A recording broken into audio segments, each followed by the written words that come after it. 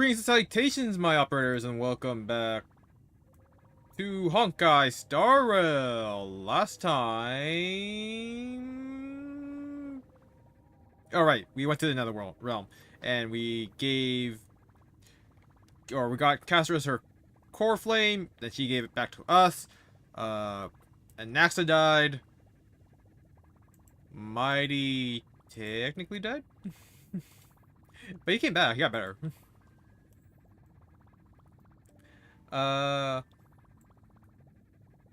And now we are going to look for Aquila's core flame, which I believe is the last one?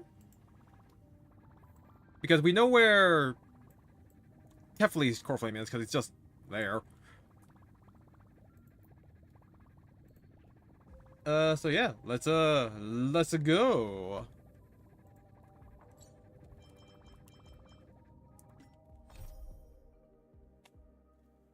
Stars, cleanse the troubled thoughts. Head to the vortex of Genesis and recall what came before. Since arriving in Amphorius, each meeting and parting has come in dazzling succession, leaving behind a faint melancholy. Even the ever-spirited Baron Draco now stands within the vortex of Genesis, immersed in memories. Oh, it's like a literal... Yeah, let's really recap, because we're probably gonna do that anyways. Why do it twice? Following the advice of the Chrysos heirs, I embarked on the trial of time, only to learn that I had been dead since the moment I stepped onto Amphorius. To reclaim the future that had been stolen from me, we pushed onward in pursuit of the Death Titan, Thanatos. Meanwhile, Anaxa, one of the 7 sages of the Grove of Epiphany, broke free from the surveillance of the Golden Threads and actively sought refuge from the Council of Elders. After winning the Council's trust, he ascended Dawncloud with Circe's the Reason Titan, who resided within him, and sought an audience with Kefli, the world-bearing Titan. Yeah, also, this is the patch where Kaelis and Stella got their VAs replaced.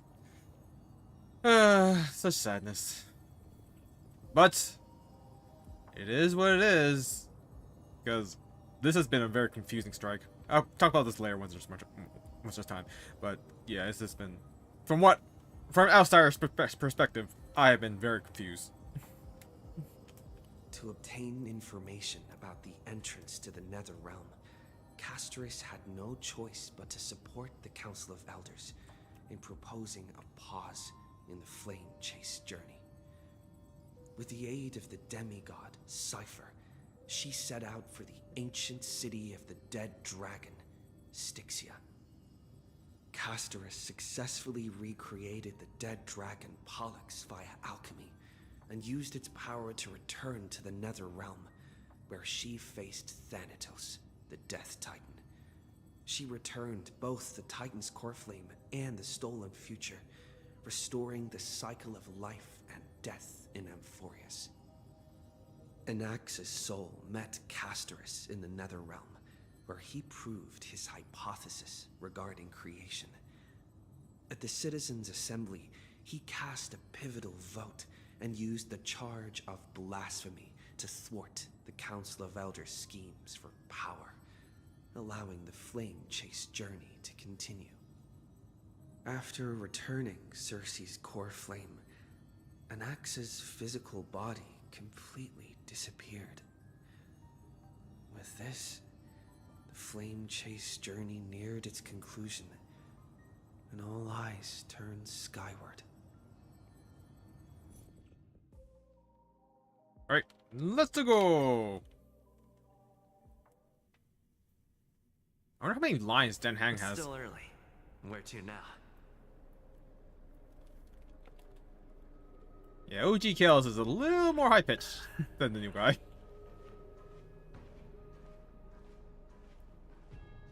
I actually wanted to try something, so I'm going to change my team.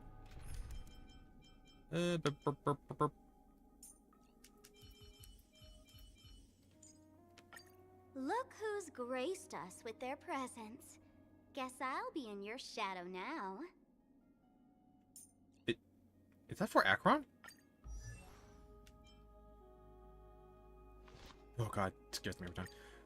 I wanted to try Sunday's cone on her. Because... on one ally. I want to see if that... triggers. It shouldn't, for my knowledge of how that's written, but I just want to see. Who's a good hypercare for her then?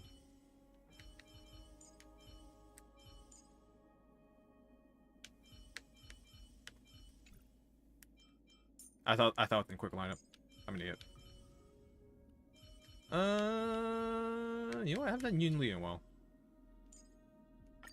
If it isn't the assistant teacher, give me a hand here.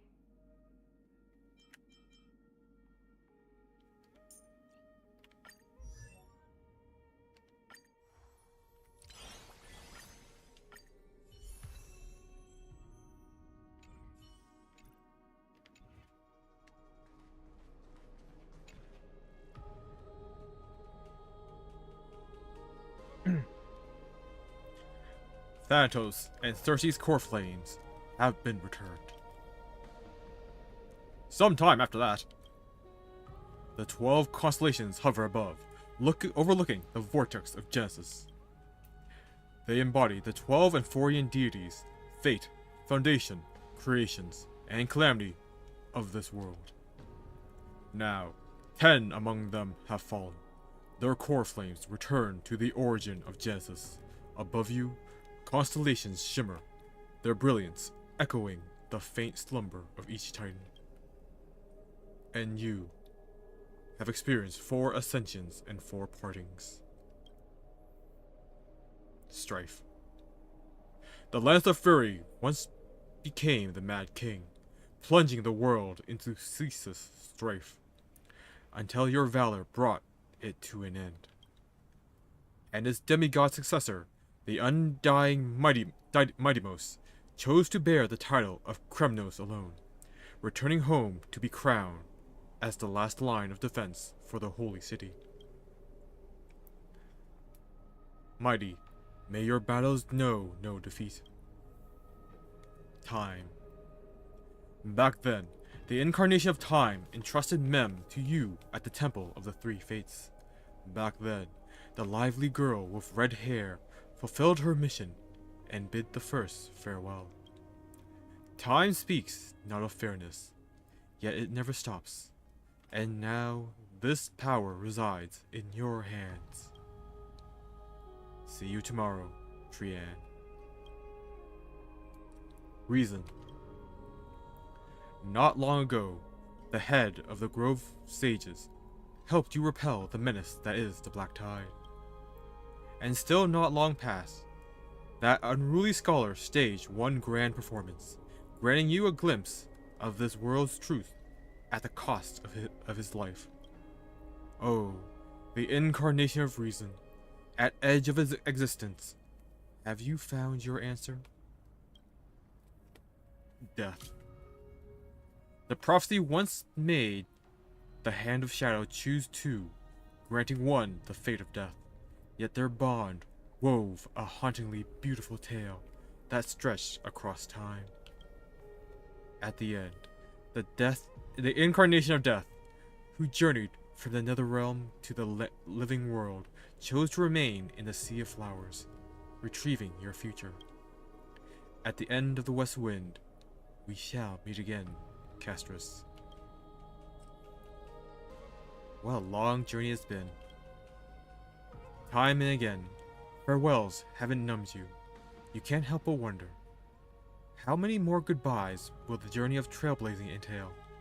You question whether you'll be able to express each goodbye with heartfelt emotion. Your thoughts sink into the ocean. You recall how the Amphorians cherished epics, using stories to soothe their sorrows. Perhaps you should embrace this way to dispel your melancholy and regain your strength. Then let it begin. Countless words of adventure surge through your mind. You only need to grasp You need only grasp just one to anchor your creation. Don't be influenced by the noise outside. Just focus on the key word in your mind. It is indeed difficult, but you should still cling tightly to your inspiration, weaving heartfelt and elegant verses. Alright, this is an impossible task. Just one glance at your phone, it won't disrupt your thoughts, or so you tell yourself.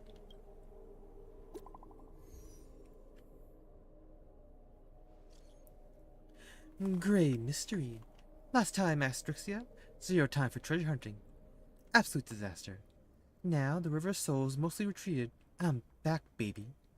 In the water, a big shiny chest. I can't use the miracle orb, and I can't wade through. Your power of time is needed now. 70-30 split. 30 for you and 70 for me?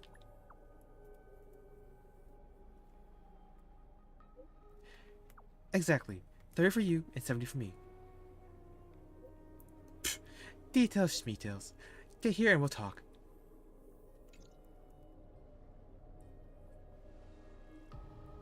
You admit, even during this arduous and struggling low point, there are still those who live joyfully. Cypher's endless, surging desire for wealth seems more turbulent than the waters of Scale Gorge waterscape. Forget the past for now. It only brings sorrow, but sadness has no place in this moment. What you need is the drive to move forward. You decide to head to Strixia, where the River of Souls is no longer blocked, to meet up with Cat Girl. Hopefully, those glittering, clinking trinkets will, as always, lift your spirits.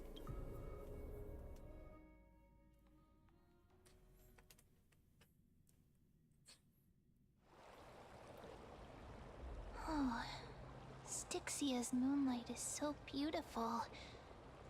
And the River of Souls is so quiet.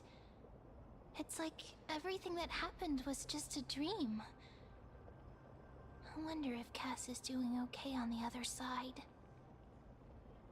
If I write a letter and put it in a drift bottle, will she be able to read it? I miss Castris too. No, this shouldn't be so depressing. You started. Now's not the time to feel down. We gotta pull ourselves together. By the way, it was Miss Cypher who asked us to come here. But where has she gone? Huh? What's that sound? I don't know. But this aura feels so familiar. Let's go check it out together. Be very careful. I have a bad feeling about this.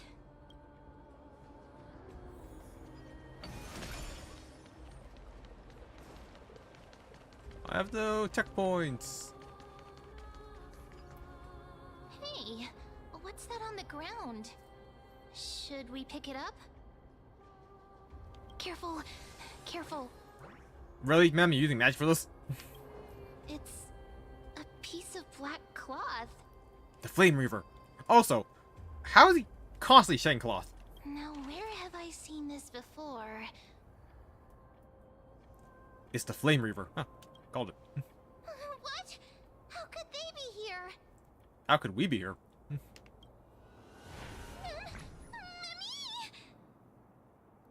Look out! Oh, yeah, she is him. I thought he was inside already.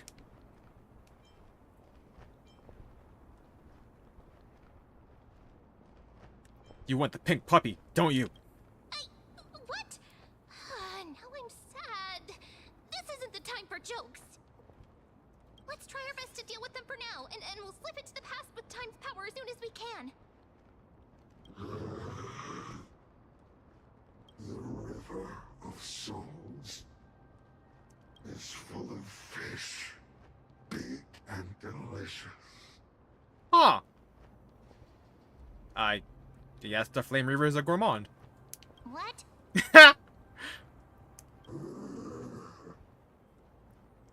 That got me.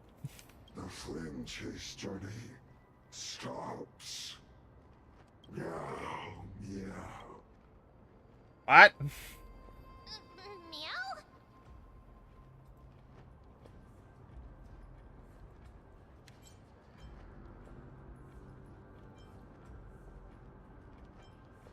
I mean, I assume he was already mad, so I'm just gonna go... Is this meant to be a riddle?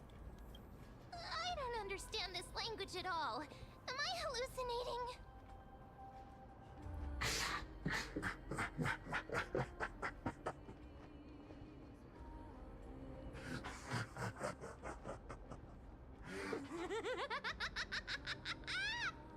Oh. Goddamn, Cypher.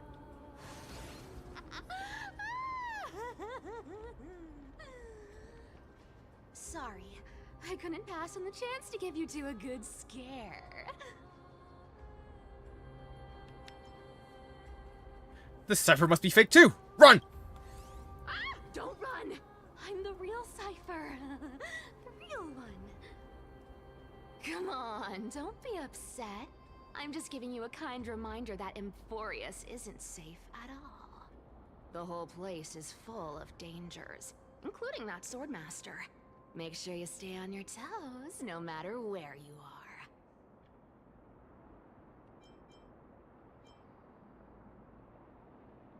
Well, ain't I grateful for the reminder. Hey, I'm just making it up to you. You're not gonna hold that over me, are you?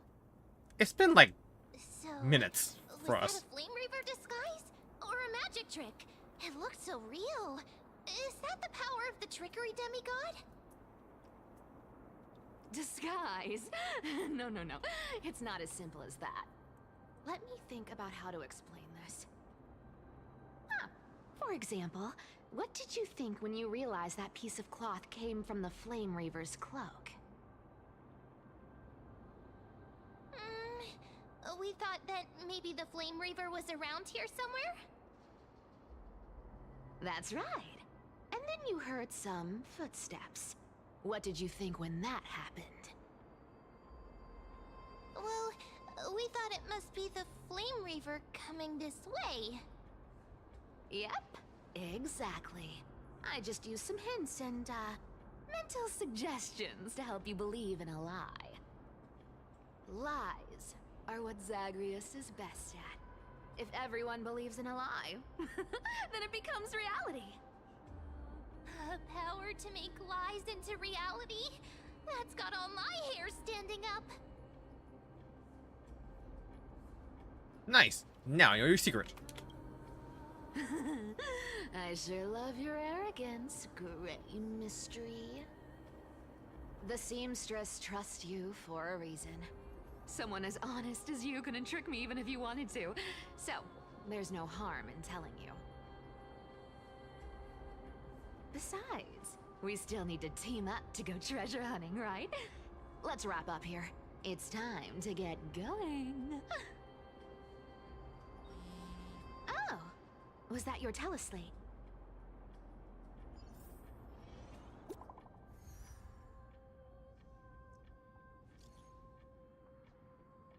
Bear Draco, did you rest well? I came during lucid hour, and you seemed asleep, so I didn't wake you. But in current circumstances, I can't stay idle. Feel it's time to continue our training. Let's go to the grove, shall we?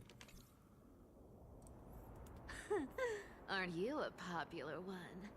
But I got two first, so help me with the treasures, and then I'll send you two to the grove.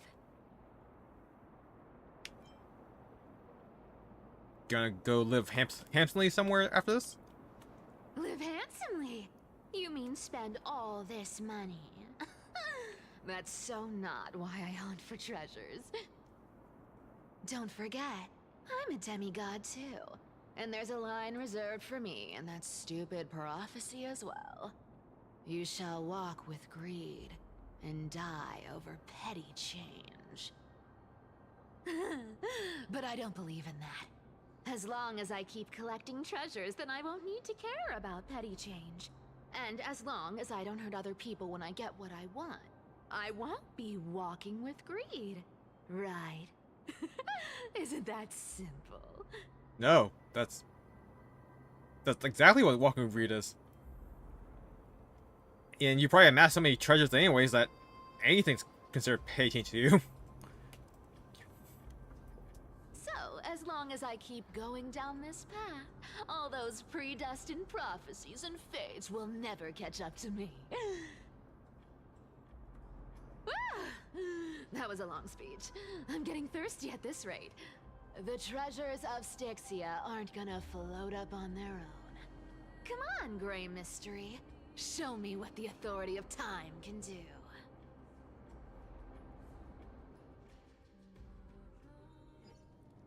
A few days later, at the crash site in the Abyss of Fate. So, this is the car of the Astral Express you've spoken of. My repository of memories has been enriched with another fascinating piece of information. Thank you for leading me here, Lord Donham. I'm surprised a council elder like yourself would be willing to journey journey so far to inspect the Express. Ackermans hold wisdom and knowledge in high esteem. If the citizens knew of your origins, I'm sure more would be intrigued by the Trailblaze. Sadly, discussions about the world beyond the sky remain taboo.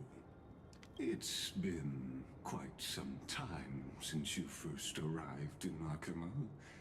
Presumably, you've been looking for a way to leave ever since. How the hell is this still on fire? I've been actively gathering clues and testing different things. Sadly, the more I find out, the more powerless I feel. Don't be too hard on yourself, my lord.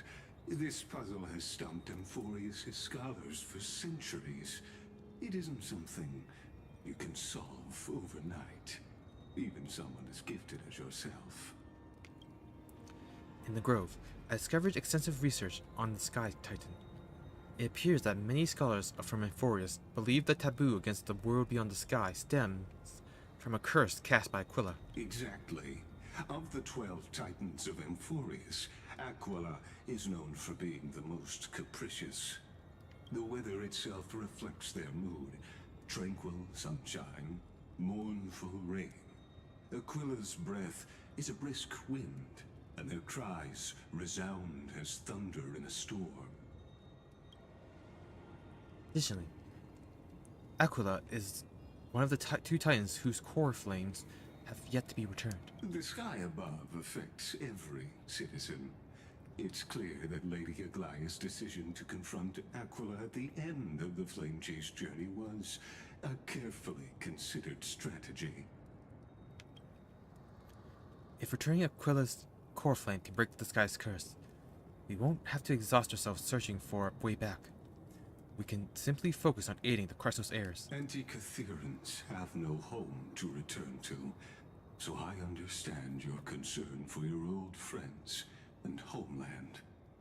I used anti-Catherian technology, or scanning, as you might call it, to assess this car.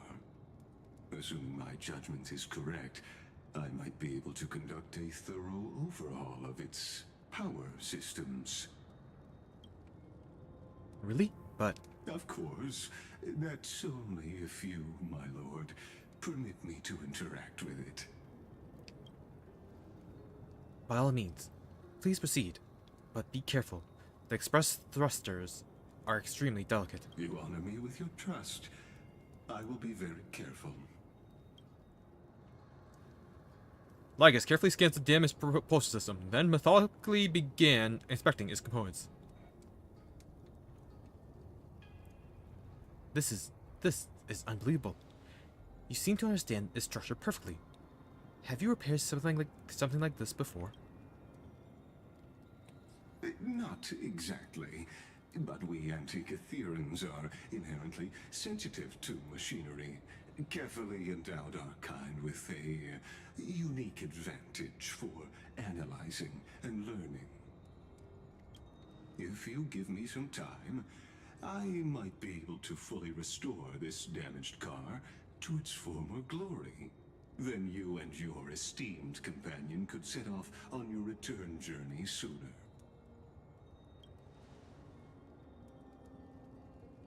But isn't the real issue with Aquila? Hypothetically, Lord Donham, if I could open up a path out of Amphorius that circumvents Aquila's divine punishment, would you consider ceasing your support for the Flame Chase journey?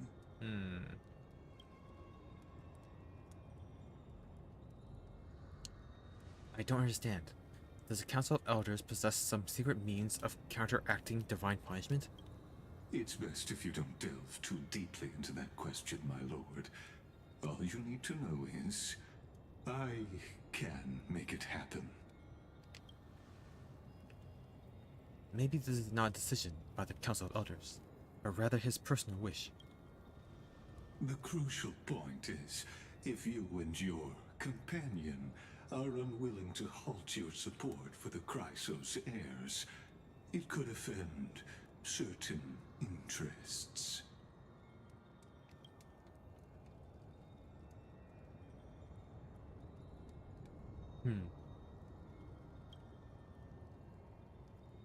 Forgive me, Lord Lagros, but I must be frank. When visiting Dawncloud, I reviewed the records of many council elders.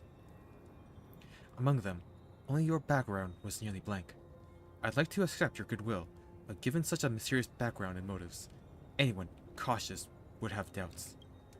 Your prudence impresses me, just as expected.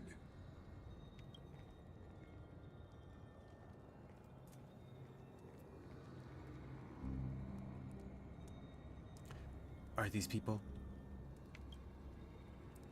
This a trap? Is that why you accompany me here? Please don't misunderstand, Lord Donham. As the Theoros, I have no allegiance to their plans, nor am I obliged to obstruct them. I am neutral. Out of respect for you, I hope to offer a peaceful solution to ensure the safety of you and your companion.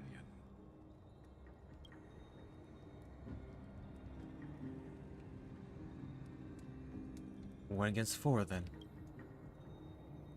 Just to confirm, if things turn ugly later, will you help? I will not. As I said, I remain neutral. Are you asking this because you plan to refuse my offer and continue supporting the Chrysos heirs?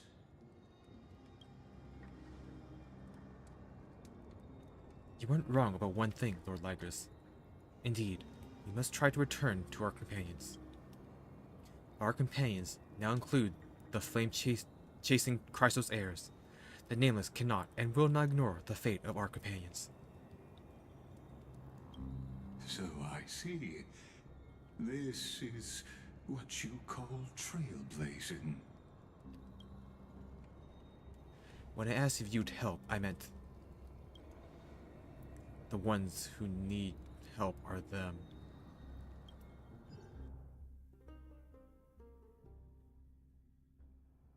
Meanwhile, in the Grove of Epiphany,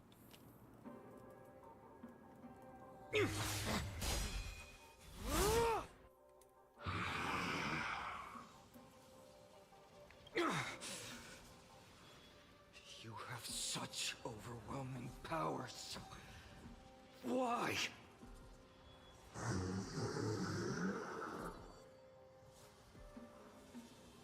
Answer me! Why do you stand in her way? Why do you want to take the core flames?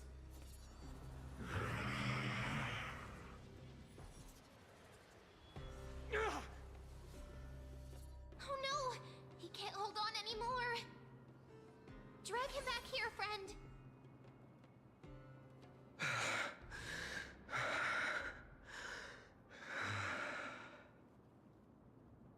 Are you okay? I'm okay. I can handle that kind of hit now. But a few months ago, that would have knocked me out.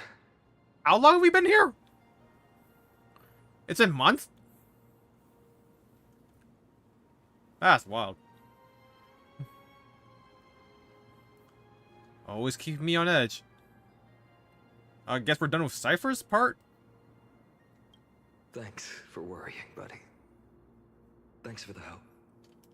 To face Aquila and other potential threats, I must sharpen myself with the most aggressive methods. Even so, it's impressive you thought of this training method. Battling the phantoms of the past in the River of Time? It's just like the hyperbolic time sanctum that the bards describe. Ah, trademark, I assume. It's working pretty well, wouldn't you say? But combat isn't just about strength and skill. You also need the right weapon. Compared to that guy's weapon, mine feels like I'm swinging a lump of iron. I can't tell you how many swords I've gone through since the training began. Weight training, huh? It's a good thing Cartonis is the finest blacksmith in Amphorius. I asked him to make a suitable divine weapon for me. It's a little embarrassing to say this, but in order to help me, he deliberately turned down all other business. Oh, Cartonis is part of this flame chase journey after all. Full of energy. Thinking about how he's been recently, maybe you're right. But, Finon, I've been somewhat concerned about you. Lately, you seem more and more fixated on that Swordmaster in black. That's quite the sudden shift in topic. I've been holding this question in for a long time. You're getting stronger, but seeds of unrest are also growing in me. Don't worry. I'm not wielding my sword for revenge. He's been through Nikador's trial and understands. Those who can't walk out of the shadows of their past are ultimately weak. Times have changed. The responsibility I bear is both precious and fragile. I wield my sword for the future of Amphorius. I will not let hatred cloud my judgment again and neglect my duties.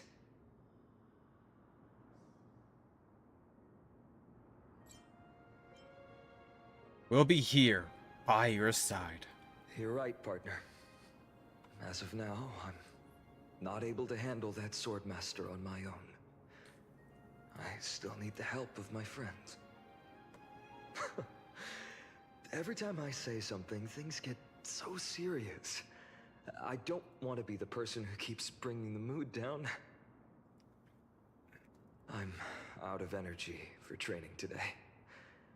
How about we go to the library of Philia to lighten the mood? Sure, that's what I've been looking forward to. We deserve to enjoy ourselves after all the hard work. Today, I'm definitely going to... Why not take the interesting ones home? Oh, great idea! However, that would mean no more reasons to visit the Grove. Fair enough. That's the charm of this place. You can find whatever you're into here. The three of us might not be into scholarly books, but we could still spend an entire day at the library of Philia.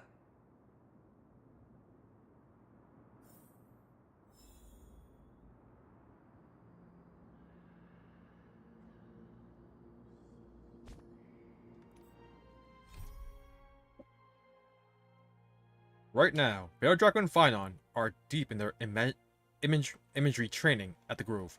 After spending all their strengths, their gaze drifts to the vast collection in the library of Philia. Can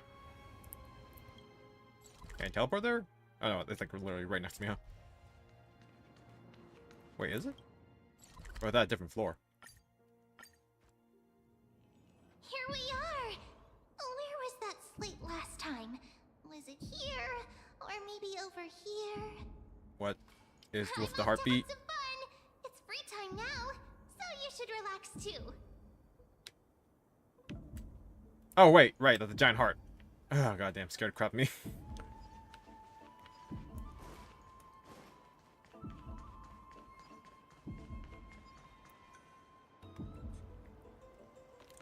Over the past few months, you've come here more than once, fishing out that small piece of essence from the ocean of knowledge that best suit your taste. So we have been here for months. You're quite relieved that Dan Heng isn't around. No one will be there to judge your reading taste. The scroll at hand shows a line of small text. Non-standard reading material. Please return to its original place after boring. Do not let any Grove professor discover it. 10 exclamation marks. It seems that the scholars of the Grove, amidst their profound academic discussions, haven't forgotten their little hobbies. So which reading material will you peruse? Forbidden Love by the Tree and the Butterfly. My professor can't possibly be this shy. One Punch God Aquila. Let's stop here. I think I can go through all of them. Forbidden Love, The Tree and the Butterfly. Oh my god, they're actually books. She wandered through the flower sea, searching for a glimpse of those fluttering butterfly wings, but without success. Sir, I've heard that every flower has its own Florography. Generally speaking, that perception is correct.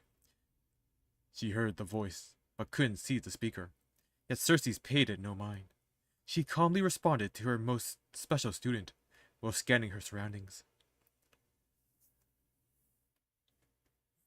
What is your florography? I'm afraid I'm not a flower, but a tree. Evidently, this answer failed to satisfy the other party. A sound mingled with dissatisfaction and disappointment reached her ears, prompting her to add another remark. Well, if we're just speaking metaphorically, I suppose it would be intelligence. However, her objective was nearly accomplished. It should be around here somewhere. Now, she just needed to find some bait to draw her out. Intellectual, yet also romantic. Perhaps it's because I hibernate? You see, in my long dreams, I've made promises to countless lovers. Really? The butterfly-winged girl suddenly rose from the thicket before Thirsties, startling her slightly. After all, at this moment, the distance between them was virtually non-existent, gazing directly at Nestia's face, allowing the light reflecting from her lips to pass through her eyes. A hint of crimson flashed across Circe's face, almost imperceptible to onlookers. Of course, her composure wavered for only a moment. Then, Circe wrapped her arms around the girl's waist and, as if pulling up a radish from the ground, gently lifted her from the flower thicket. Of course not. Caught you now. Placing her on the ground, the giant tree's incarnation gently stroked the butterfly wings with the edges of her leaves, confirming the other's normal state before slowly withdrawing. So, now, will you tell me, why have you been avoiding me?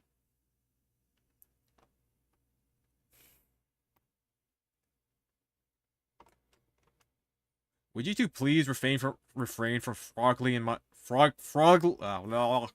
Would you two please refrain from frolicking in my Antilla garden? A cold voice unseasonably interrupted their thoughts.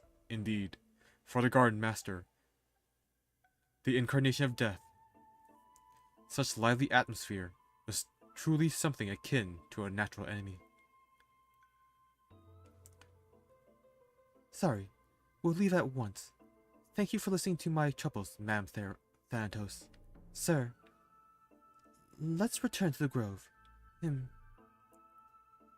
Sorry, Ben, for troubling you. Honestly, you two are, alas, but Circe's. You must be aware by now, right? A bitter sensation spread in her mouth at once more. Circe remained silent, merely nodding as she bid farewell to her old friend. On the way back to the grove, Nestia remained completely silent. After one unsuccessful attempt to question her, Cersei struggled to find another opportunity to speak, and simply focus on the path ahead. Voices of gossip reached them, causing irritation. A genius? So what? She's just like... So terrifying. A stern figure approached rapidly. It was the source of irritation.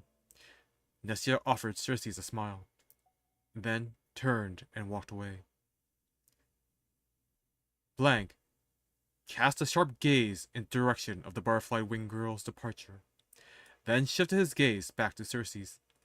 First came perfunctory reports and spiritless small talk, then escalation to arguments that resembled personal attacks.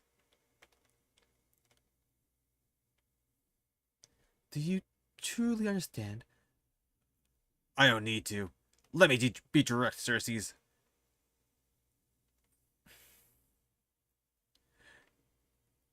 To romance a student, even your own creation, don't you find that perverse?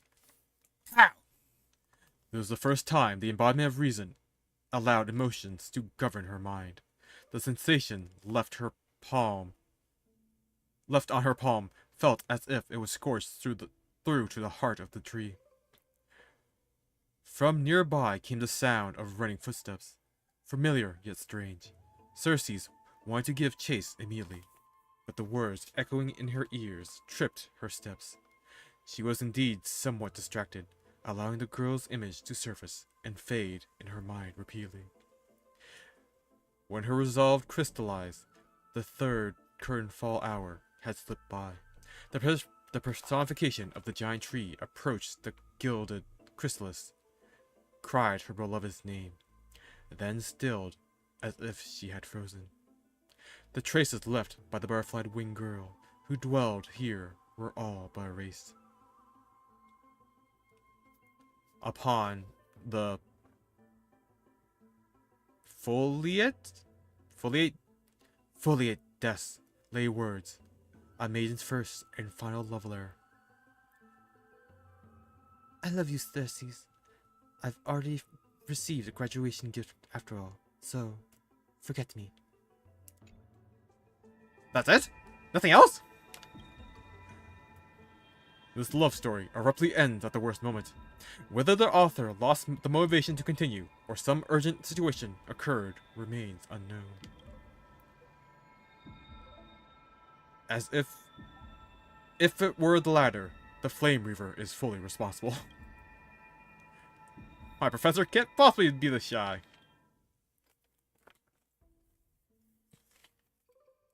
Sorry I'm late. I used the power of a Cognos bloom to climb over the vines, rushing to the classroom and nervously pulling open the door, only to make eye contact with the person I had an appointment with. The professor, barely over 30, was leaning casually against the stone lectern, loose and relaxed. The scholar's robe gleamed bright in the dim light of the evernight, giving off an almost divine aura. Oh. The first class and already late? Looks like someone's eager to meet Thanatos. In other words, this was our first one-on-one lesson, and I just totally blew it from the start. Probably even Cersei would have felt embarrassed looking at such a sorry scene. Luckily, I had already come up with a plan. Sorry, Professor. I'll do anything to make up to you. Anything? Well, please, I hope you'll be lenient. At these words, the professor's face broke into a charming smile. Then, I want you to teach me. Wait, Professor. I want you to break down the points on this paper, word by word, and explain them to me, slowly. Although there was no mirror here, I guess that my face had turned red from the sudden and direct request. But, Professor, I'm still just a student intern. Isn't it a bit too early for me to do something like this? I finally worked up the courage to say it. Do you want me to waste the lesson I prepared? You fool! At least, At least wait until after class. If that's what you prefer, then fine. But don't forget, I still haven't forgiven you. So, what should we study first today? Why don't we peruse this academic journal? I think they recently published a paper on the patterns of natural numbers. Sounds good. Come on, let's have a look. The research paper was immensely valuable, but I couldn't even grasp the basic arguments, as I was too deeply engrossed in the professor's sharp gaze. He looked so rational when he was immersed in numbers, nothing less than I'd expect from the professor I cherished so much. After that, we experienced an enriching lesson. We wandered through the classical literature exhibition, eagerly absorbing the newly compiled Titan Face studies. Finally, we lingered in the dream woven by the latest works Of the, oh god. of the Aristotelianism school, so much that we completely forgot. The bell signaling the current fall hour rang, and we looked at each other. Class was over. Once more than once, I had resented time for its seemingly linear flow, yet I remained powerless to interfere with it. The professor looked at me and paused for a moment, as if making some kind of declaration, then muttered, Take out your paper. I'll help you revise it. "Really? You mean it?" Yes. You are a student I take great pride in. I've been considering this for a long time. "Professor!" Let me understand your thoughts, your research, your everything. No further words were needed. Oh, no further words were needed. Two seekers of knowledge, driven by instinct, began their deep exploration of ideas. At that moment, We had yet to realize that after this lesson, another name would appear in the acknowledgments of the paper. And in the end, this would be the very spark that led to the founding of our academic symposium. After finishing this mind-shaking piece, only one image remains in your mind. The expressed, wealth, phone. For a young Celeron host, this type of literature remains far too ahead of its time. What did we see on Walt's phone?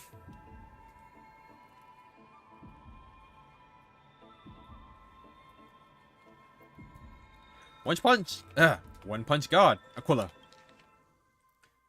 Brushing off the dust that had settled on him, he adjusted his attire and stood firm, facing the giant eagle that in a tense standoff.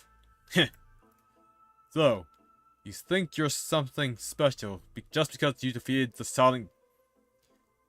God damn, how do you pronounce his name again? Georgios? Mortal, heed my advice. The God King remained silent, gazing into Aquila's thousand eyes. Slowly, he raised his right arm, 4 fingers pressed together, and with a simple motion, he lightly waved at the colossal being before him. Arrogant fool! You will pay...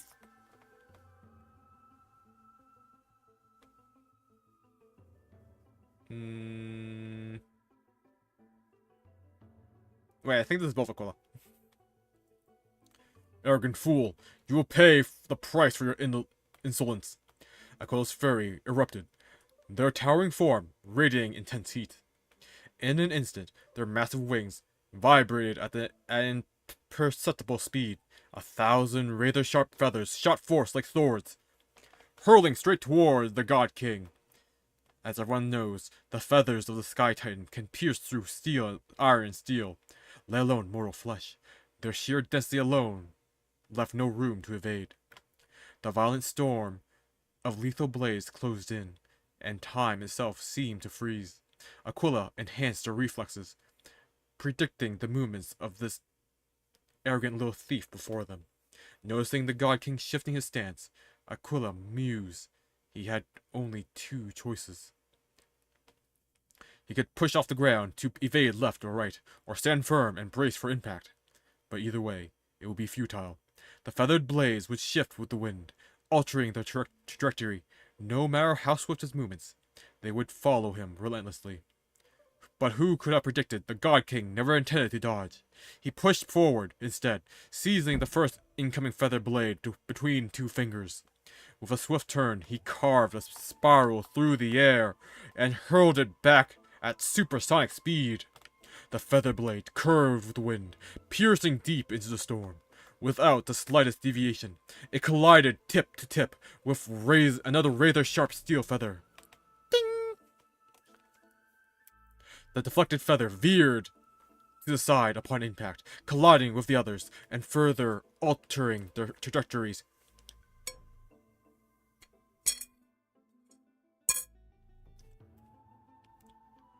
The sharp clashing of feathers rang into an irregular rhythm, a chain reaction unfolding until the force of the final feather was dissipated, scattering harmlessly into the air.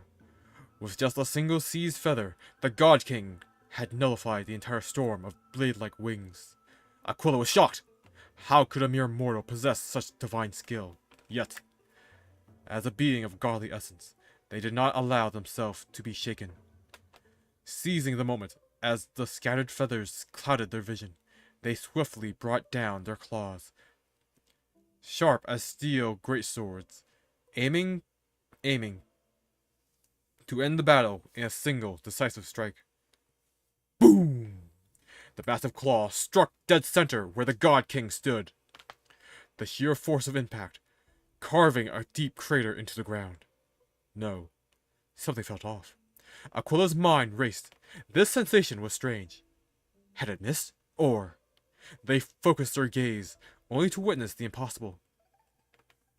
Their enormous, razor-sharp claw, many times larger than the God King himself, was caught, held effortlessly in a single hand, as if the God King were merely grasping a piece of cutlery. The countless white feathers drifting through the air painted an eerie contrast against the battlefield's deadly stillness. The once mighty and untouchable giant eagle found itself frozen in shock. For the first time in 1,000 years, muttering in disbelief, they said, "Impossible!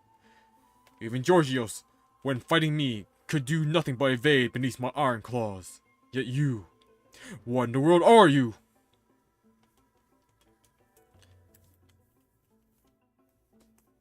Haven't you already figured out the answer? A mere mortal, nothing more. You cocky little!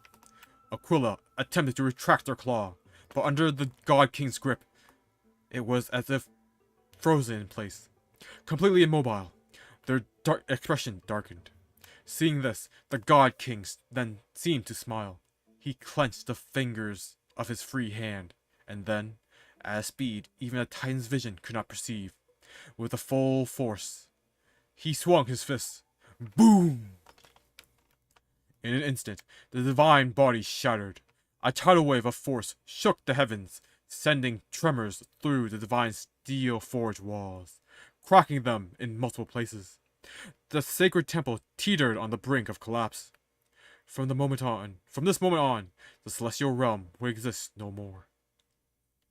The people of Amphorius would no longer endure the tyranny of the heavens. And all of this was made possible by the God King's mighty blows. No, by a single punch. The distant Titan gods sensed the fall of their comrade, and erupted into furious howls. Was there no one who could stop him?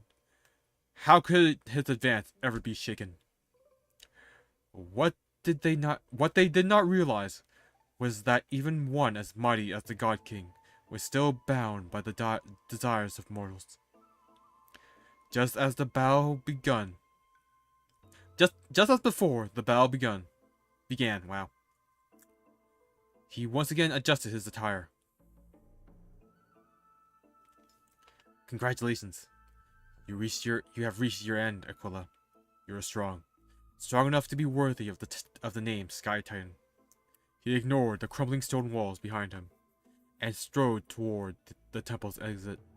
His steps were steady, yet the disappointment on his face was unmistakable. But your only flaw was failing to make this satisfying for me. Next episode, battling Nicodor. Next issue on Haze. Invigorating literature. Your favorite. The article leaves you feeling empowered, as if you are the author's one-punch god incarnate. Sky Titan Aquila? Huh, that's nothing. Let's stop here. I wonder what Finan and Mem are reading. Let's take a closer look.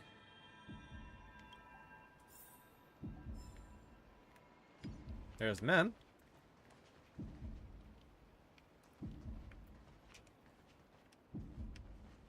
Oh, okay, that worked.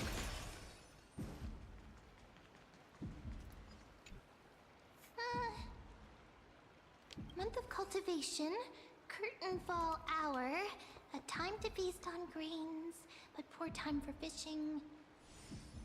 Oh, but then again, are there even any spots left to fish in Amphorius these days?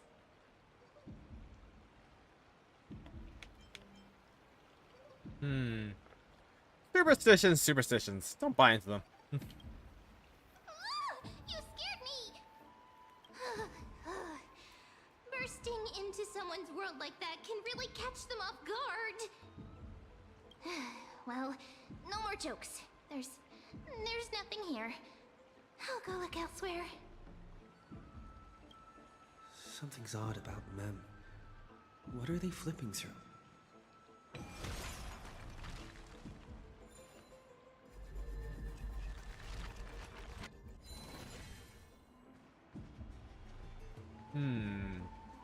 I guess he's looking for farming techniques? Oh, these cards are so detailed and fine. Ruler, weaver, traveler, healer.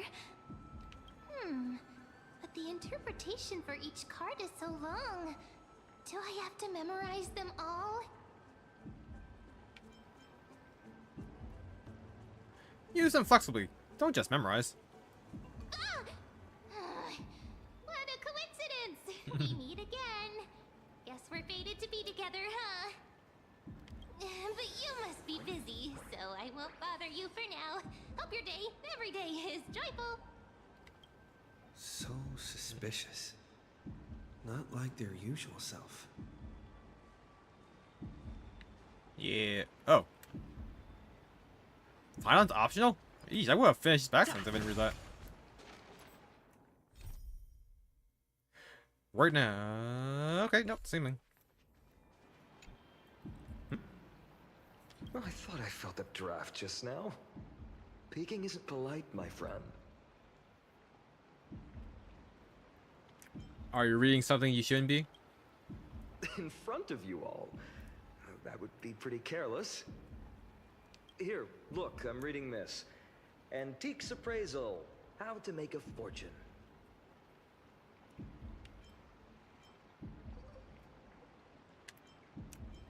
Maybe it's time to find a different side gig.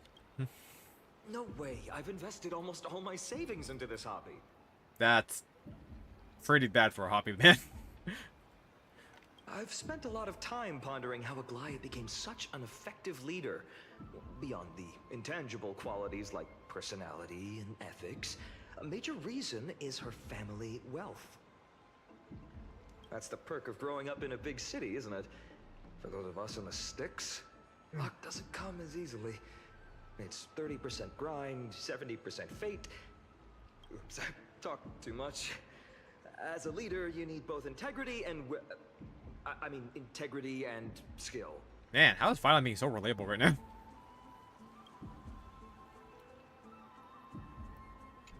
I've spent a lot of time pondering how Aglaia... That's the perk of growing... Oops, I talk...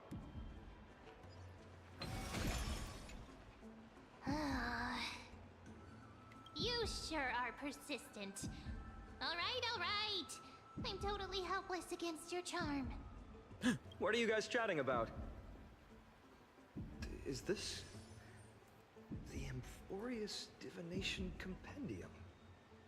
Why are you here too? She should meet a Fushuan. Sorry, seeing you two chasing each other around, I suddenly found my book not that appealing anymore. Never thought Mem would be into divination. But it's not exactly a niche hobby. So why all the secrecy? I wanted to set up a surprise! Master it in secret and give you all a shock. But getting caught halfway through, it's only natural I'd feel shy. A girl's heart is more delicate than Aquila's ever-changing moods. A surprise, huh? Someone else used to tell me the same.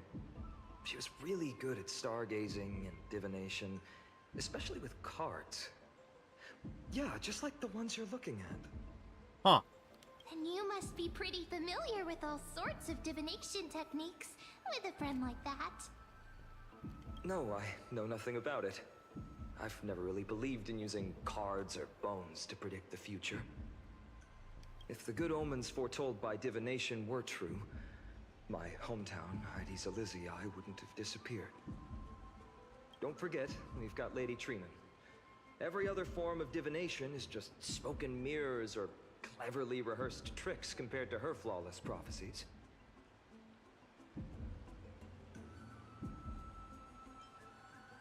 A little faith in these things isn't bad sometimes. To me, divination could be a power that guides our spirits. Fate always casts a shadow in front of us, clouding our view of the future. That's why people turn to divination. It's just to find a small reason to give them courage to face the unknown. What if divination predicts something bad? Divination is only meaningful when there are both good and bad outcomes. Even bad omens serve as guidance. They can help keep us alert, right? Strange. That person I knew used to say similar things. Looking back, whenever she interpreted a card for me, I couldn't help but feel uneasy. Even though I never believed in the outcomes.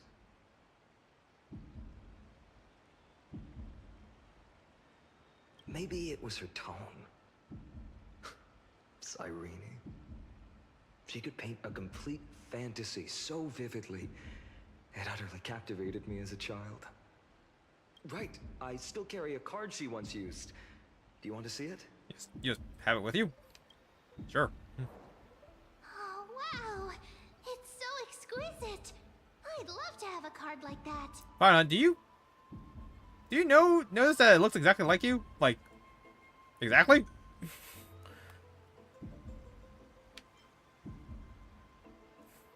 Then gotta craft mem specific deck? Oh, now that you mention it, yes. It would be even better if it were made of, say, crystal. Speaking of which, partner, there's something I haven't shared with you all.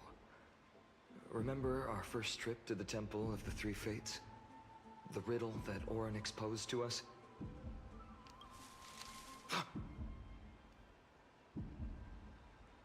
Who's there?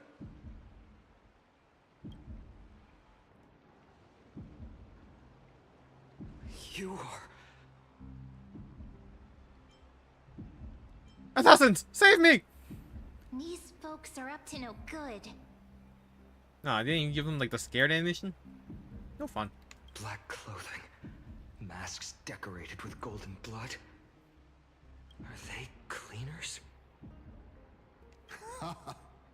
To directly call us by our name, it seems you, Lord Finan, have studied the forgotten history of Amphorius quite thoroughly.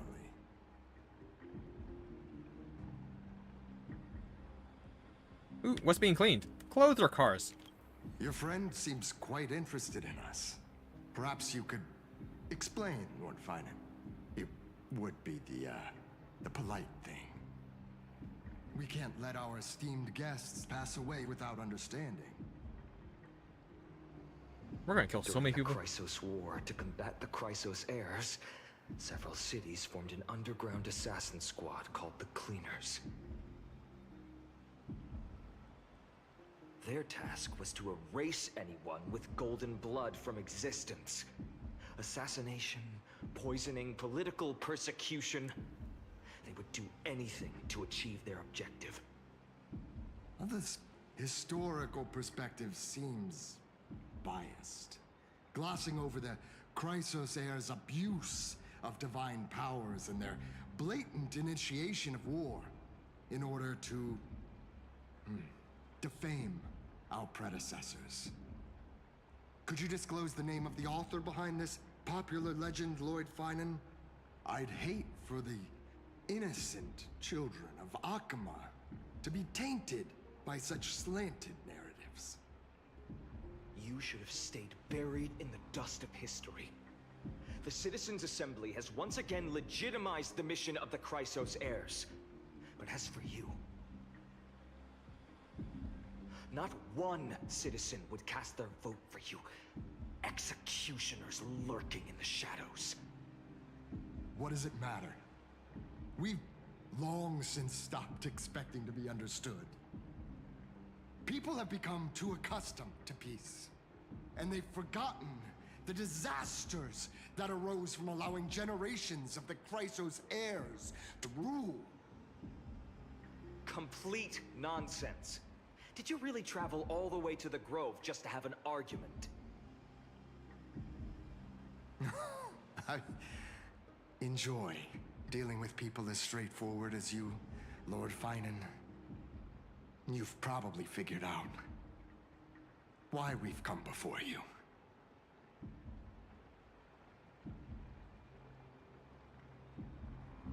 There's a handful of you here.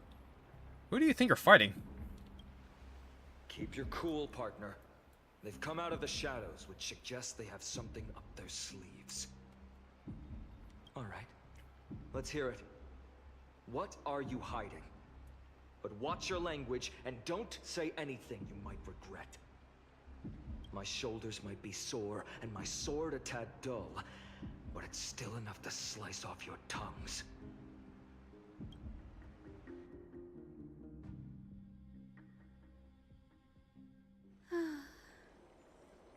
How's it going, Cinny?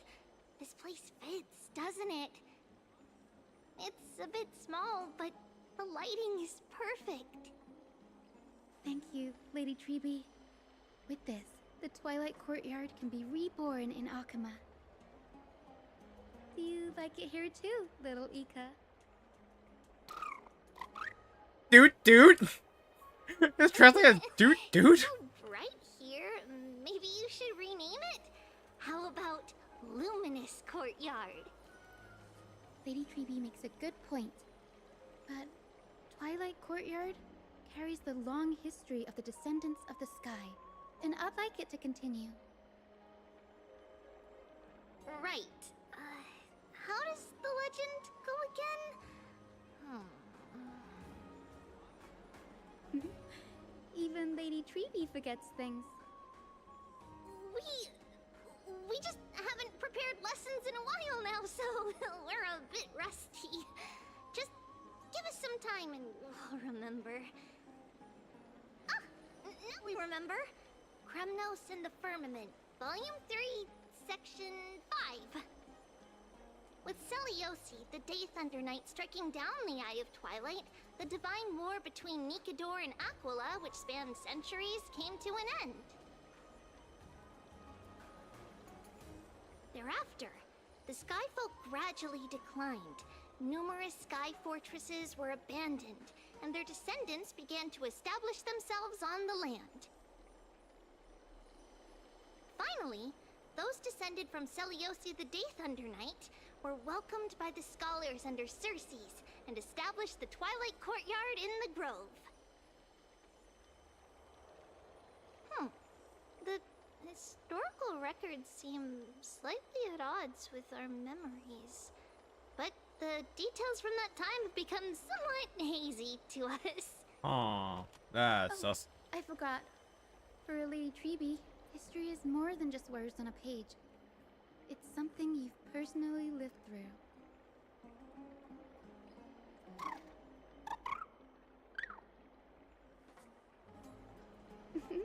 Little Ika loves listening to the stories from the legends. I'm sure you're also imagining one day you'll be as awe-inspiring as the winged beasts by Seliosi's side.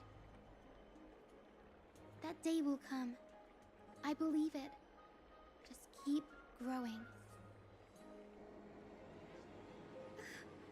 Lord Crediros?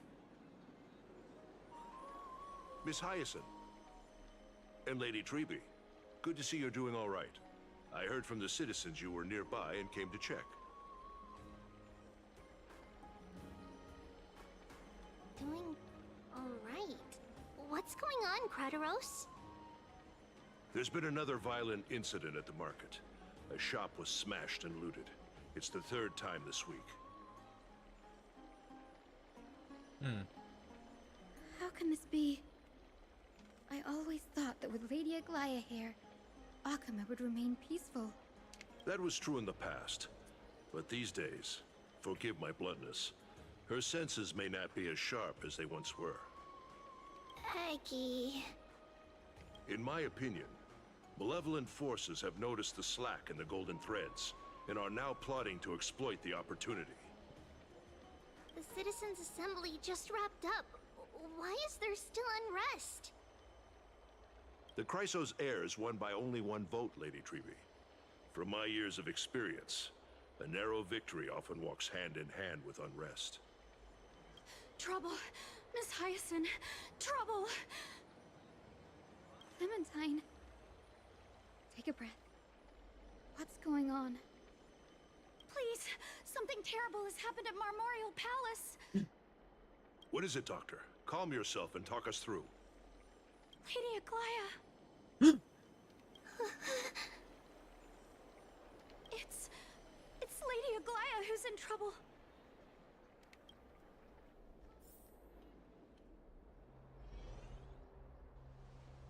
Moments ago in Memorial Palace.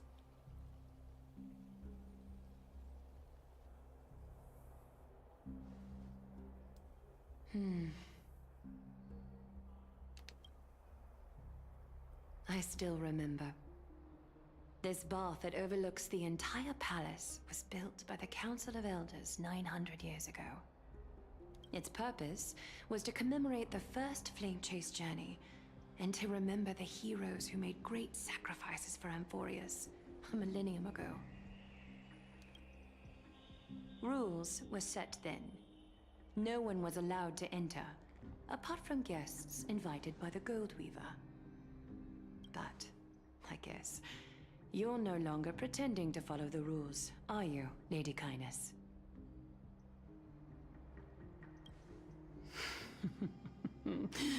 Aglaia, Aglaia. You ageless witch, hiding behind a divine facade to deceive mortals.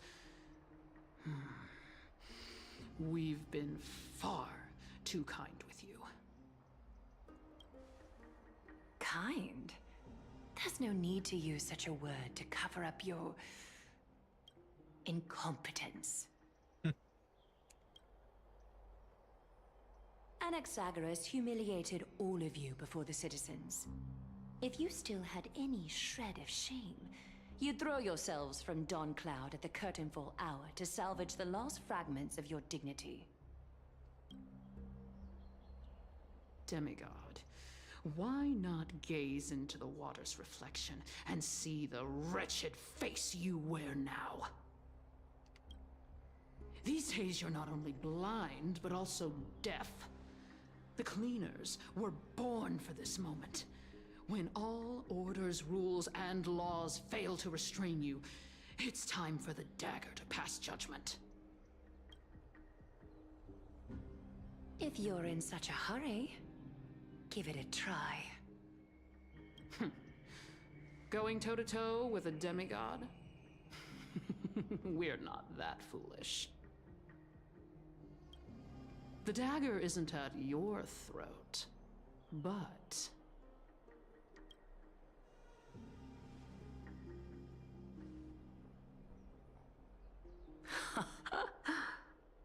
Your gravest accusation is that my humanity is fading.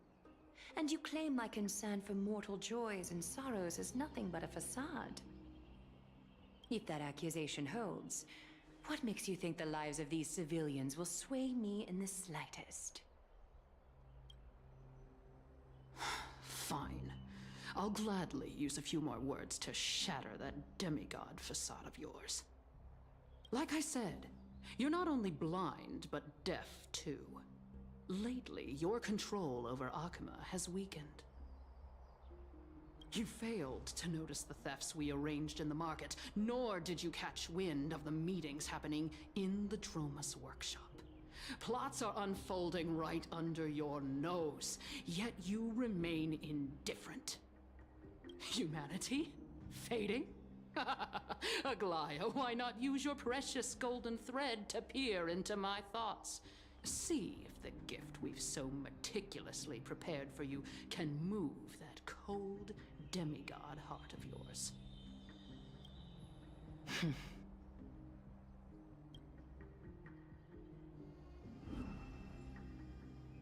In this moment, I only regret not being more ruthless.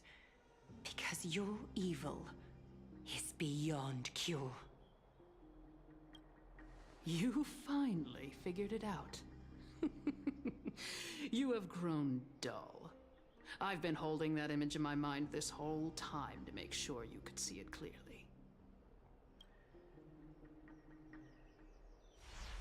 I want you to have this knucklebone talisman, Big Sis.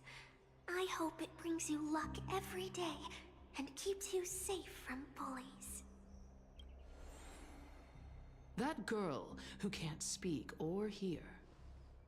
What if she accidentally lost her eyes too? Truly monstrous. You know better than anyone what it feels like to lose your sight. Imagine if 1,000 years ago you, already blind, had also lost your voice and hearing in your youth. Would you still have become the Aglaya you are today?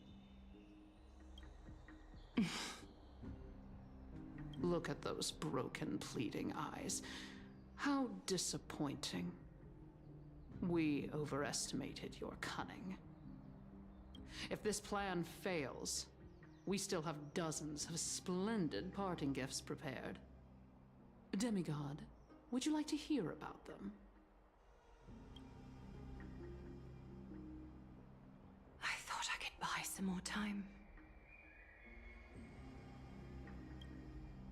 In these 1,000 years, I've witnessed the fall of 10 titans. From my naive arrogance at the beginning to slowly learning how to guide others.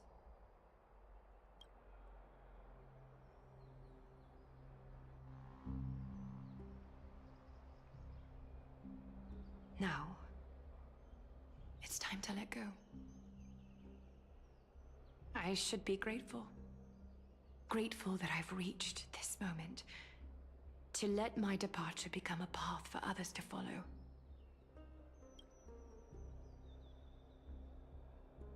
Have I done enough? If I embrace that prophecy now, and sink into the warmth of these waters,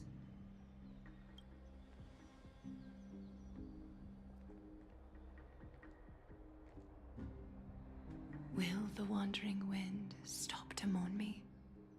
Cyphra.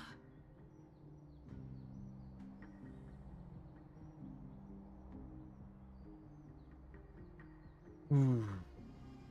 Everyone's gonna die this patch, huh? Switching to Cypher's POV.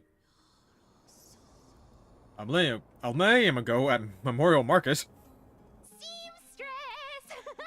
I've come as promised. Look at this box full of gold and silver treasures. I bet there's stuff here you've never seen. Come on. As we agreed, I want to buy the most valuable clothes you have. Little thief! You've got some nerve, barging into my shop dressed in those tattered rags. What have you brought? Let me see. Here, take a look. Only the finest goods. See the sapphire? It's even more blue than Fagusa's eyes. Such exquisite luster. I've only seen an ocean's tear of this quality in my mother's treasury. Huh. Wait. You've seen one before. And here I thought I'd leave you speechless. What a letdown. It's just an old memory. My family estate all burned to ashes long ago. This workshop is what I built from scratch. Oh. Wow, a daughter rebuilding her family business. How admirable. Enough with the jokes. At least you did get to enjoy those luxuries. Mind your manners, kitty. Tell me, Cyphra, where did you come from? And how did you acquire these treasures? I won them fair and square in a bet. What? Do you doubt me? Speak up, seamstress. Give me a straight answer. Do you want these or not? Strange. You're clearly lying to my face. But my golden thread doesn't tremble at all. That's because I'm not lying. I've been telling the truth from the start. Is that so? The scars and the mud stains on your face tell another story.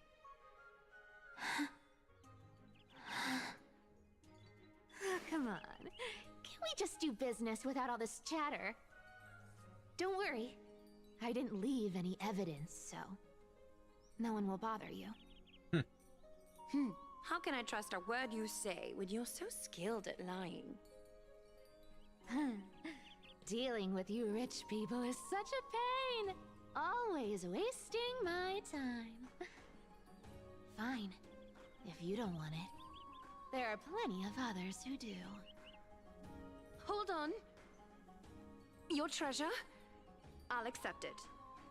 But these alone aren't enough to purchase the Gold Weaver's finest clothes. That said, I do have something that would suit you perfectly. Oh. What do you have in mind? Look. Come a bit closer.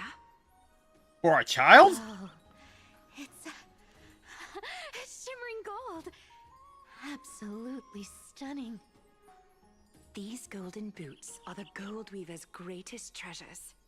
Though not as valuable as the most precious gowns, they hold a magical power. Legend has it that Zagreus blessed these boots, allowing anyone who wears them to move swiftly and silently. Put them on, Cyphra.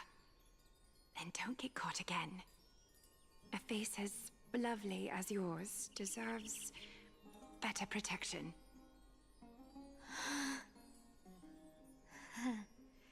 You rich folks just love sticking your noses in everything, don't you? Well, I'm taking these now, so don't get any second thoughts.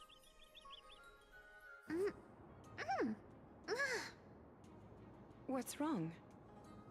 Do you have a smaller size? Knew it. These are way too big for me. Well, I suppose you'll have to grow into them.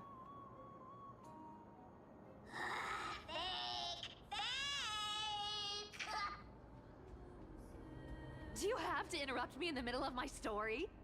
Fake? What's fake? Those boots definitely don't hold Zagreus' divine power! You're Amphorius' most cunning liar, and even you were fooled by a Glyad! Watch your mouth, or I'll feed you to the fish in the River of Souls. Weren't you curious how I got tangled up with that seamstress? Well, now you know. Satisfied? I didn't expect such a simple story. How disappointing. But, boss lady, there's a chance Aglaia wasn't trying to trick you? You're defending her. After accusing her? No, I just think the story's so moving, it'd be a shame to ruin it with a lie. If I could cry, I'd be in tears right now. Good thing you've still got a sharp tongue, or you'd have been stuck guarding someone's front door ages ago.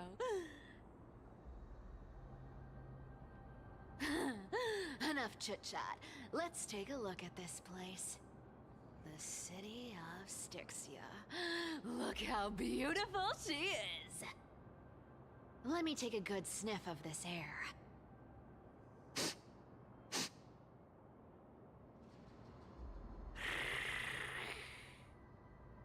This air, it's filled with the scent of treasure everywhere. Wonderful! Just wonderful. Thanks to Castorus and Grey Mystery, the ancient city's barrier was finally dispelled. Now that I think about it, helping them was well worth it. Time for treasure hunting, Barto! Lead the way, and whatever we find, we'll split 80-20. Well, I have a suggestion. How about 70-30 instead? Listen closely. Do you hear that? The gnawfish in the River of Souls are growling with hunger. 80-20 it is! How generous you are, Boss Lady Cypher. Anyway, what's with all this water? It's damp, cold, and miserable here. I hate it. Ooh, the mighty demigod of trickery. Uneasy around water. You wouldn't understand. The people of Dolos are talented in many ways. Just, not in swimming. Why don't we have a race? Long distance, sprint, or laps? Take your pick. What's got you so worked up? Relax, relax. Who would have thought the fearless Lady Cypher was afraid of water? Cats hate getting wet. What's so hard to understand about that? Now, hurry up and figure out a way across, or I might have to reconsider our split. Don't rush me. Let me take a look around. Got it. Let's use that thing. Come on, follow me, boss lady. Not a good imitation. Huh. I'll play along. Let's see where this goes, Bartolos. Tell me, how did you hunt for treasure when I wasn't around, boss lady? Trying to trick me into saying something. Not a chance. You're as sharp as ever. Is it more assassins?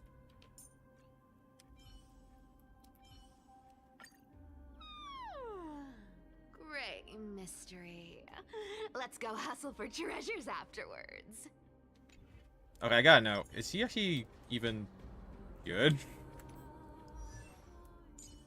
I can't even see where his stats are. Damn it.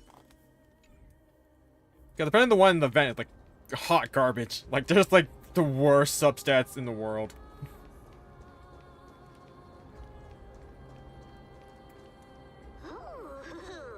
Interesting. Very interesting. Was this device designed by priests of Ornyx? Do you think you can handle it? Don't underestimate me, boss. Just find a cozy dry corner and wait for me.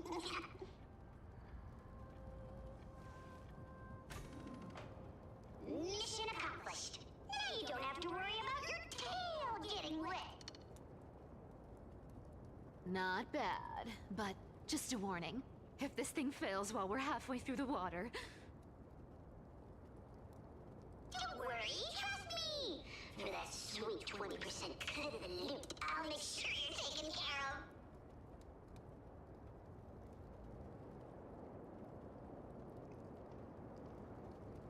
Huh. This feels truly magical.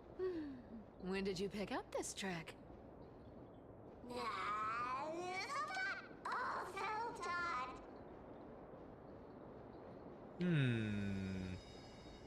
Who could be that's imitating Bartholos? Bartelos, apparently. We're here.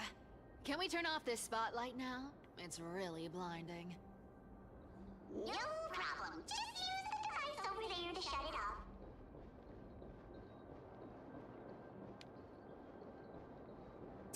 See, in a good game, I'd be able to climb that ladder.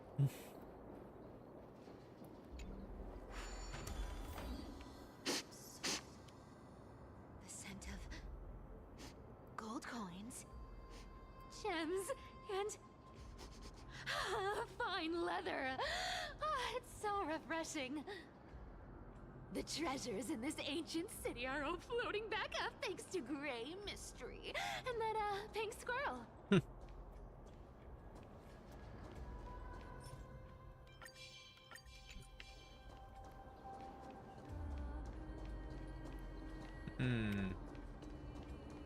Anything suspicious? Yes, right here. What are you waiting for? Start digging. Roger that. Watch me. Russell, activate excavation mode, unearthing the treasure buried deep underground. Wow! That's a huge chest. Move over. I want to open it myself. Yeah, I kind of feel like she should have been remembered with Bartelos being her memorable sprite. Wow. A massive haul. Unbelievable. It's hard to imagine the kind of luxurious life the people of Styxia once led. As expected for a realm of Fagusa's disciples. This entire chest is filled with ornaments made from ocean's tears. Here, take this. See if it suits you. Ooh, thanks for the gift, boss. Much appreciated. Look at the clarity of this purple crystal. It matches my skin tone perfectly. Oh, safer. You truly have the most refined taste of all thieves and Amphorius. Let me try this on. Huh? Where is my treasure? How long have we known each other? I can't believe you still fall for this. This is... How could I have forgotten about this? I'll believe it as true, and a lie becomes reality. What a convenient ability. The demigod of trickery's divine gift. Far more practical than any golden thread or teleporter. All right, enough fooling around. Here's the real thing. Lead the way. What? Cipher rules! I've already pinpointed the next trove of treasure! Starting navigation. Boss lady, we're set to make a fortune this time! Got any plans on how to spend it? Of course. Spend nothing. Have you forgotten my silly prophecy? I remember, of course. Huh.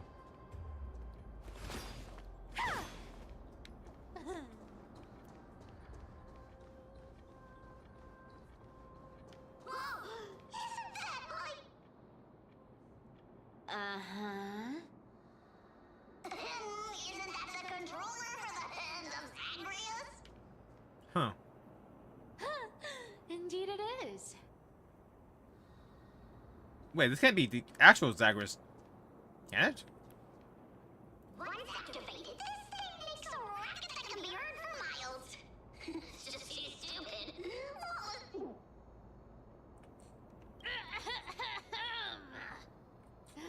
Seriously, what was the Titan thinking when they came up with this thing? Huh. Hey! If you don't want the trickery to be exposed, you'd better start by keeping your mouth shut. What do you say? Boss lady, you're absolutely right. I'll be careful with my words. Huh. Wait, so is Bartelos not Ah! This thing's thing? way too loud when it's on.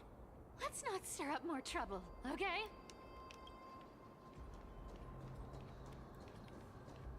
So she never actually had the core flame? Or she technically had the core flame, it's just Bartelos? Here we go round the river of souls.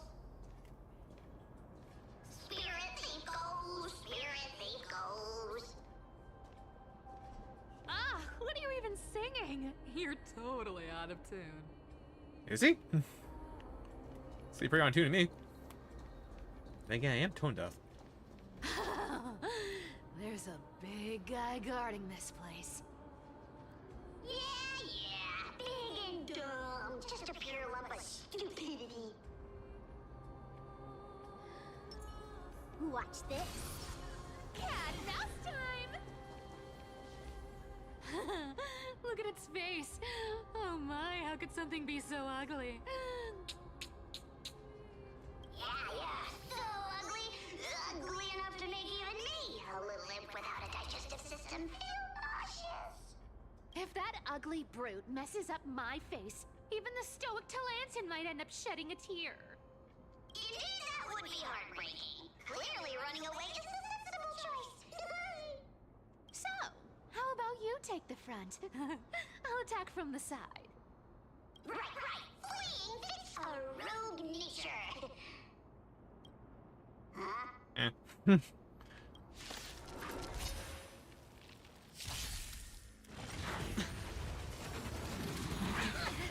It So- smells of money. Why did we shit talking right from it? And apparently it deactivated my technique. Come to think. Let's play for a while.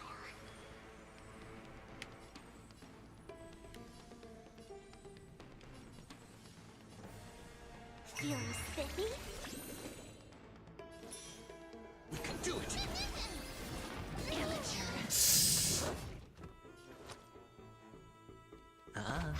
You can't run. Damn it!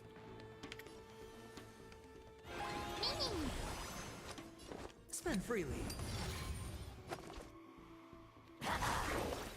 Just you wait.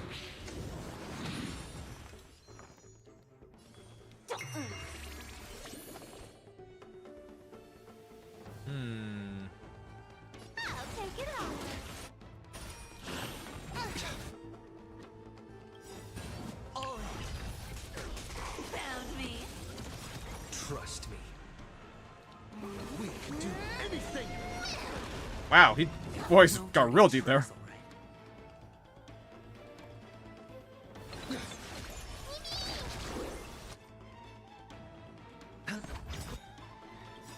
The dice have been cast. Bust. I think it's hold off Or a maybe little take longer. it off. Right now, Watch your head. Let's play hide and seek. wait, what healed me? Can you find the answer?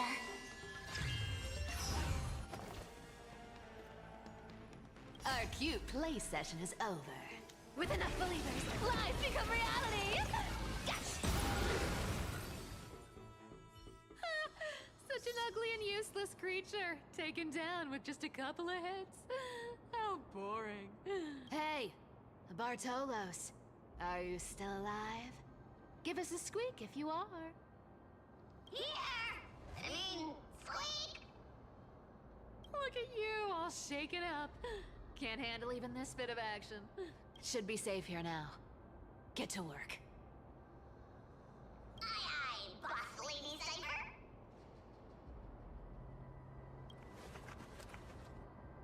Martello, activate excavation mode. Unearthing the treasure. Buried deep underground. It doesn't smell like anything valuable this time. Since we've already dug it up, let's open it and see. Huh. Is this? The Journal of a Styxian Refugee. Month of balance. Day blank. 3 more neighboring households moved away today. The tide has risen higher than ever before, already reaching the 5th step of the stone stairway to our residence. The priest insists it's merely seasonal high tide that will soon recede. But having lived in Styxia for 30 years, I've never witnessed water levels like this. Leandro from the harbor went fishing 3 days ago and reported that the seawater had become unusually turbid, appearing as if mixed with ink. Beneath the surface, he glimpsed strange shadows, not human in form, yet possessing distinct outlines. After returning, he developed a high fever and has remained bedridden since. Month of balance, day blank. The city's feasts have grown increasingly frenzied. Grand celebrations that once occurred once during the month of joy now happen almost daily. At the Anzo family banquet last night, I witnessed two normally well-mannered women treading grapes barefoot, emitting strange laughter, and then directly drinking the dirt-laden juice. They claim to be mimicking Fagosa's ritual ceremonies, though I've never heard of such an absurd form of worship. Prices at the market have risen by 30%. The honey brew merchant reports that the brewing process has become exceptionally difficult lately. The yeast cultures mysteriously rot. Only by distilling the seawater collected directly from the harbor can they produce proper wine. Fortunately, our Doris remains lucid, and has wisely advised us to minimize our consumption of the city's water and wine. Month of Everday, day blank. Last night, strange music emanated from the harbor. It wasn't produced by any instrument, but seemed to rise from the ocean's depths. The low, haunting melody sounded as if it were telling an ancient tale, compelling people to approach the shore. Several neighbors' children sleepwalked to the dock last night. They claimed to have seen the gods in the water, performing, and wanted to get closer.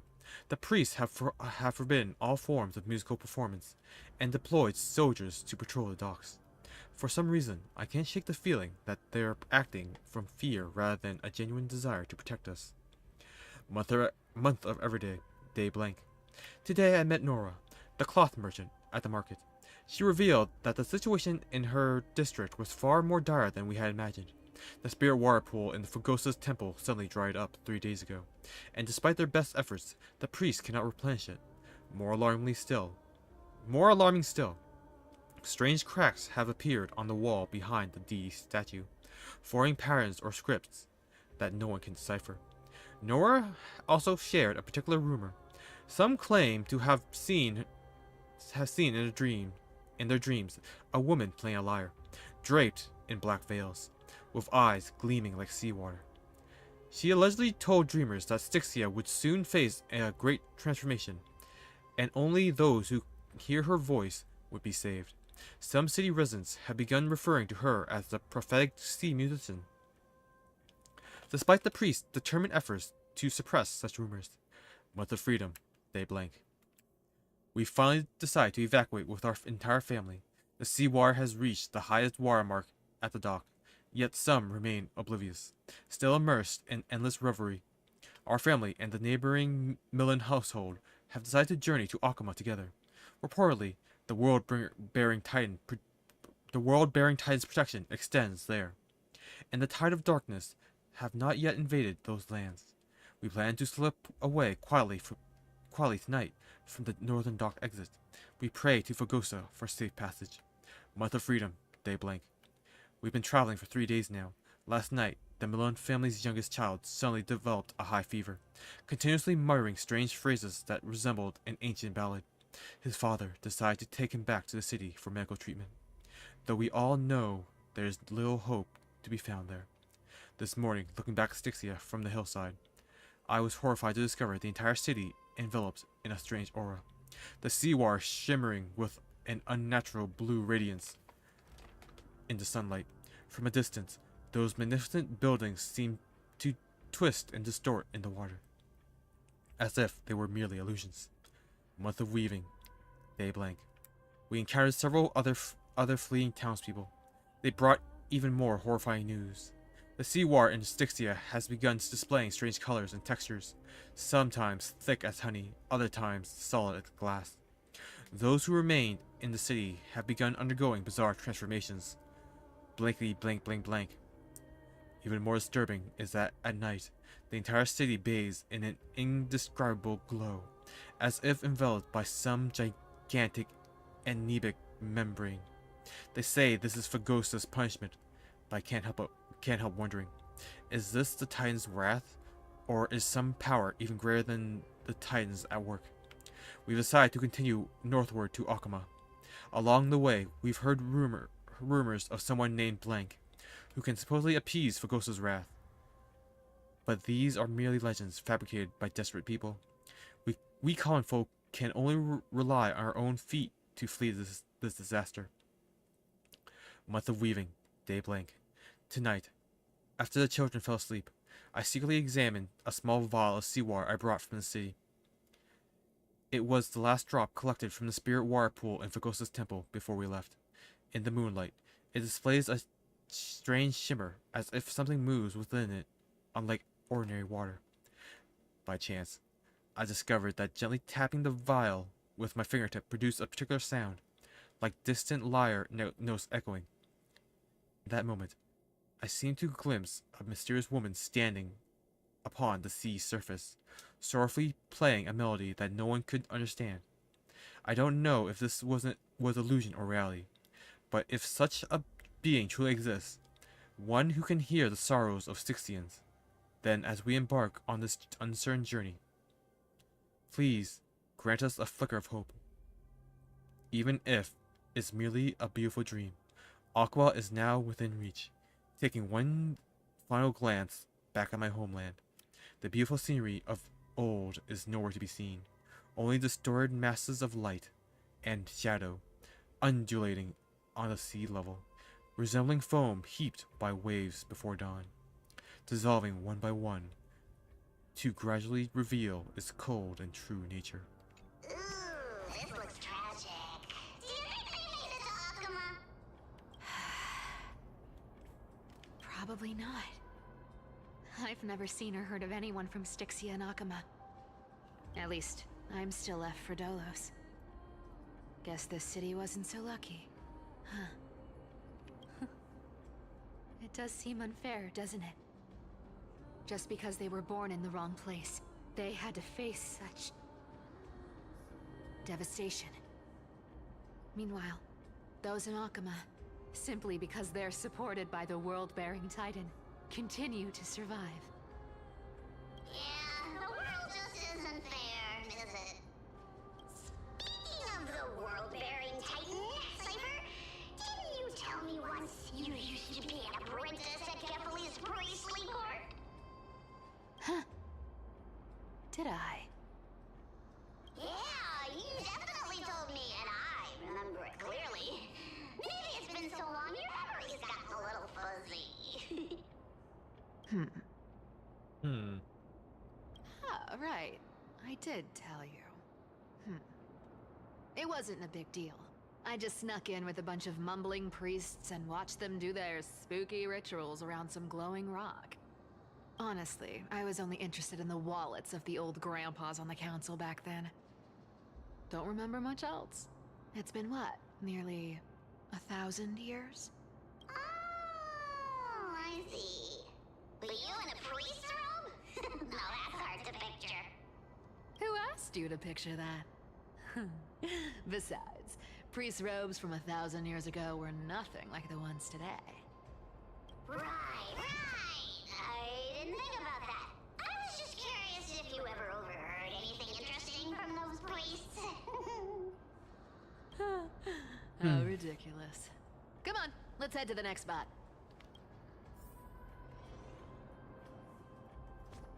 Oh.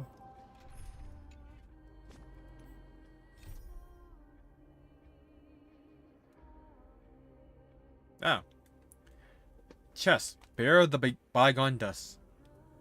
Keep hunting for the next trove. After dropping Barrow Draco and Phynon off at the grove, Cypher rounded up the spirit thief Bartholos and returned to the nether shore for a bit of scavenging. Anyways, wait, how did I get out here?